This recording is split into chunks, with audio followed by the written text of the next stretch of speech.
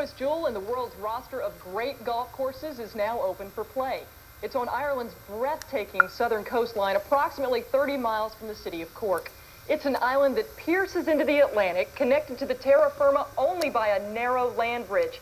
Its name is Old Head, and here to discuss it with our Scott VanPelt is course owner John O'Connor. We know that many of you out there have the top 10 list or a top 20 list of golf courses that are dream courses that you'd love to play if you had the opportunity. Maybe it includes Pebble Beach, maybe Pine Valley, and that's fine. You can leave those courses on the list. But this gentleman here, John O'Connor, from Old Head Golf Club in Kinsale, the county of Cork in Ireland, is a course that these folks are going to want to play. It is an amazing, breathtaking golf course. You must be awfully excited about it. I certainly am. It's been quite an undertaking, and to talk about it is one thing, but to show the folks at home exactly what it is that they'll see when they come is probably best off. We want you to describe it for us as we see the pictures of this course on the southern coast of Ireland. There it is. It's unbelievable. The lighthouse there sits out on the point, and as we come up, I believe the first tee we're going to see, when I first saw it, I thought it looked like one of those calendars of golf holes that you see that's make-believe. It's just an unbelievable swath of land, and there. Well, we're approaching it from the north here, going north-south, coming in at the neck, the narrow neck, where there are 5 caves that go east-west, and one of them you can actually go through by boat. Now that's a tee in the foreground if you chose to swing from there. I personally would go a little bit to the left. What hole is that? That's number 16, is a par 3, right on the edge. It's about 200 yards from the back. It's a difficult hole into the wind. I would say so. I'm guessing the wind blows a bit there. What hole is this? This is the second hole. It's a dog leg left. The green is right perched out on the edge of the cliff there. That's about a 400-yard par 4. This is the third coming up. It's a par 3 of about 175. Again on the edge. They seem to all be on the edge. And the wind is clearly a major factor. This is the fourth hole, which is known as named as the Razor's Edge by Joe Clark because of the precipitousness of the cliffs on the edge. How tall are those cliffs? They range from anywhere from about 50, 60 feet up to 350 feet above sea level. This hole here, dog leg to the left, I believe? That's dog leg to the left. This is the 12th, which is one of the signature holes. The green is right over the bird sanctuary. Again, it seems like every hole is a signature hole. You don't want to be long and left here, or I guess your ball is down with the birds. That's right. It's gone. I mean, there's no mystery about it if you're left here. You better not be a hooker. I guess people that normally play that ball right to left show up on that 12th hole and suddenly become cutters of the golf ball. Just an absolutely gorgeous piece of land. Tell us how it came to be that you decided you were going to put a golf course there. Well, it happened largely by accident. A friend of mine back in '88 called me up and told me that the Old Head was for sale and that I ought to come and see it.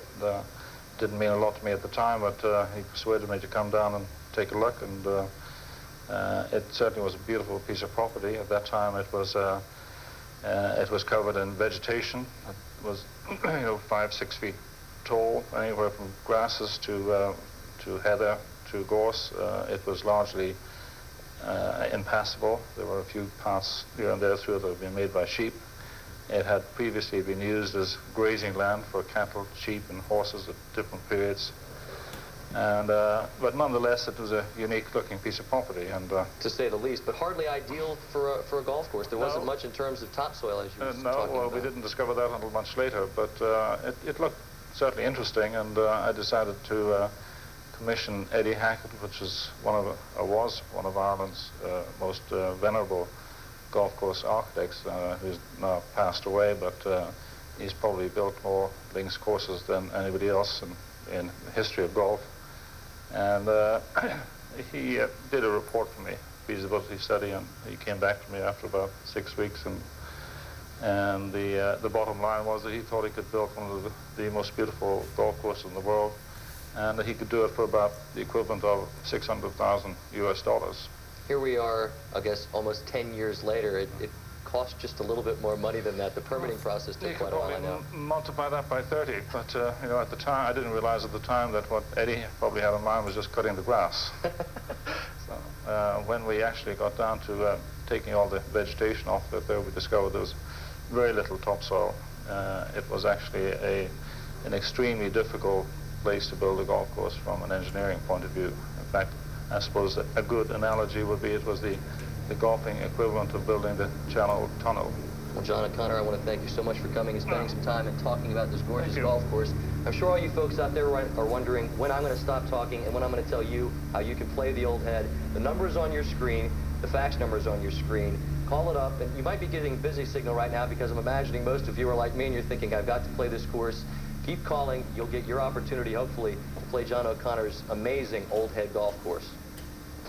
Thank you, gentlemen. For more information on Old Head Golf Links, here's some domestic access numbers. Starting Monday, dial 1-888-980-GOLF. On December 1st, they'll have internet access, and an anytime fax number is 407-628-0596.